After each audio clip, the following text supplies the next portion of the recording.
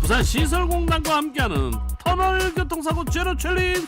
오늘도 임가연 리포터와 함께합니다. 안녕하세요. 네, 안녕하세요. 네, 리포터 반갑습니다. 임가연입니다. 자, 오늘은 역시 백양터널 얘기인가요? 그렇습니다. 지난 시간에 이어서 백양터널에 관한 이야기를 계속해서 해볼 텐데요. 백양터널 2탄 출발해 보겠습니다. 예. 당감동하고 모라동을 연결하는 한 2.4km 정도가 된다고 그러는데 네. 백양터널 올해 무료화가 됐죠? 그렇습니다. 올해 초인 1월 10일부터 무료화 개편되면서 백양터널 교통량이 큰 폭으로 증가했습니다. 네. 4월에 하루 평균 8만 1,000대를 넘기면서 역대 최고치를 기록했다는 부분을 지난 시간에 살펴봤죠. 네. 자, 백양터널에서 발생하는 사고 대부분은 그 요금소에서 터널 진입하는 그 병목 현상의 그 단순 접촉 사고가 대부분이라면서요. 그렇습니다. 사고 대부분이 터널 내부가 아니라 요금소에서 터널 진입 사이 구간, 즉 5차로가 2차로로 줄어드는 합류 예. 구간에서 일어난 가벼운 접촉 사고인데요. 이렇게 차로가 줄어들면서 차량들 간에 병목 현상이 발생합니다. 네. 병목 현상은 도로에서 차량 흐름이 갑자기 느려지는 구간을 말하는데요. 마치 병의 목처럼 좁아진 도로 구간에서 차량이 몰리게 되면서 정체가 생기죠. 특히 터널 앞 차로 수가 줄어드는 지점에서 차량이 몰려서 정체를 유발하게 되는데 예. 이 병목 현상이 왜 교통사고 발생 확률을 높이는 것인지 먼저 알아보겠습니다. 예. 제가 도로교통공단 이지연 교수를 만나서 직접 들어봤는데요. 함께 듣고 오시죠. 병목 현상으로 인해 차량이 정체되면서 급차로 변경과 함께 급하게 정차하거나 출발하는 경우가 많아져 추돌사고 위험성이 증가하고 반복되는 정체와 대기 시간으로 인해 운전자 집중력 저하 및 반응 시간이 길어져 교통사고 유발 확률이 높아집니다. 또한 도로가 좁아지는 지점이나 합류 지점에서 병목 현상이 발생하면 차량이 좁은 공간에 밀집되면서 충돌사고 위험이 높아지게 됩니다. 네, 자 지난 시간에는 그 백양터널의 통행료가 얼마인지 묻는 게 퀴즈였는데 잠깐 사고 소식 하나 전해드리죠. 감전동 수문에서 서감초등학교 쪽으로 그 산업교 지난 2차로에 승용차 화물차 간에 추돌사고 구간이 있다고요. 0849님의 제보 고맙습니다. 그 아직도 백양터널에서 예를 들어서 통행료를 부과하는 걸로, 왜냐하면 요금소가 아직 철거가 안 됐기 때문에 착각하는 분들, 예, 또 오답도 막 들어오더라고요. 맞습니다. 지난 시간에 퀴즈가 이거였는데 오답이 또 문자로 왔었죠. 현재 터널 통행료는 없지만 요금소가 그대로 있기 때문에 요금을 내야 하는 것으로 운전자들이 혼동하는 경우가 네. 있는데요. 요금소가 교통사고 발생에 영향을 끼칠 수 있는지에 대해서도 계속해서 이지연 교수에게 들어보시죠. 요금소는 차량 흐름을 인위적으로 멈추게 만드는 구조라서 차량의 자연스러운 흐름이 끊기게 되고 특히 출퇴근 시간대나 주말 등 교통량이 많은 시기에 교통체증이 심해져 사고 위험이 높아지게 됩니다.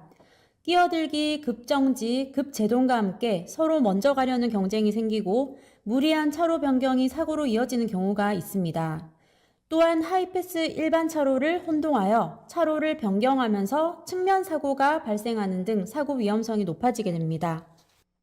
예, 터널 교통사고 제로 챌린지를 하면서 이 코너를 다루면서 드는 생각이, 터널 교통사고는 보통 터널 안에서 어둡기 때문에 발생하는 경우지 않을까 생각이 들지만 이 백양터널처럼 진출입부에서 많이 발생하기 때문에 더더욱 좀 주의해야겠다는 그런 생각도 드는데요.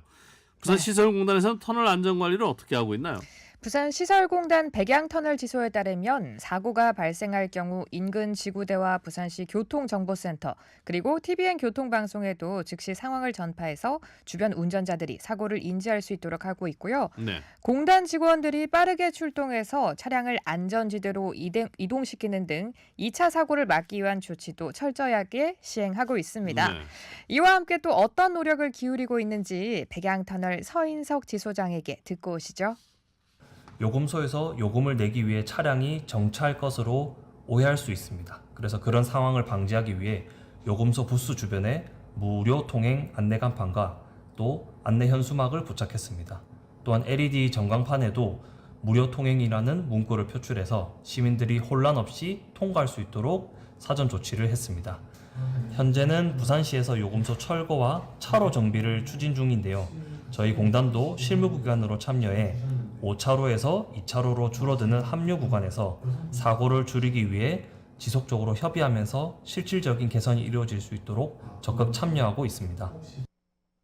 네, 항상 터널 통행을 앞두고 있을 때는 네. 주변의 현수막 그리고 LED 전광판을 잘 살펴보면 놓치고 있는 정보를 알 수 있으니까 참고하면 좋을 것 같습니다. 네. 오늘 같은 경우에도 금요일은 터널 교통사고 제로데이라고 이 LED 현수막이 예, 많이 예. 설치되어 있는 거 보실 수 있을 거예요. 예, 알겠습니다.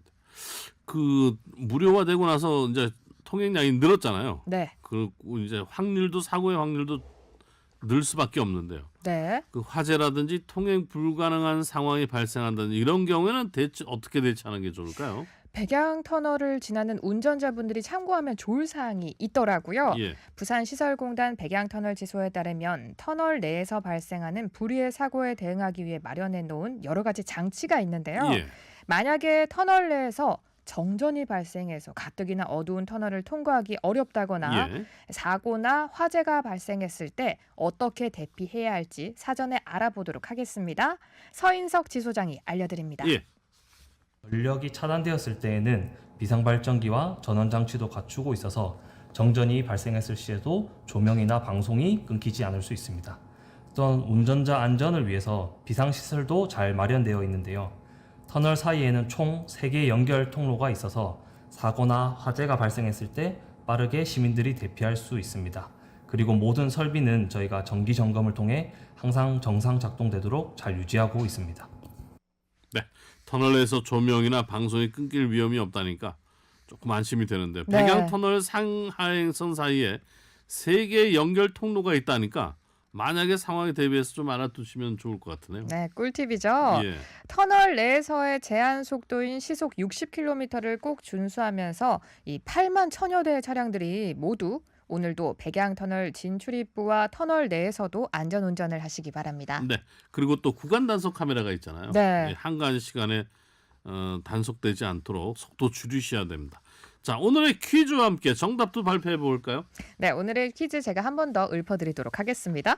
큰 차로가 특정 부분부터 대폭 줄어들어서 발생하는 교통 체증 현상이 무엇인지가 오늘의 퀴즈였는데요. 주간식이었습니다. 예, 정답은 정답은 병목 현상 되겠습니다. 병목 현상입니다. 예, 오늘 예. 방송에서도 알아봤는데요. 아주 자연스럽게 정답이 나오죠. 네, 맞습니다.